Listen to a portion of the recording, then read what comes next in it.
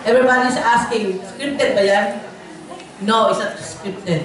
Kung meron kaming camera sa loob ng bahay, nung unang first season, naging pipi ako, hindi ako nakapagsalita kasi alam ko may camera. Gusto ko magmura, hindi ako makamura.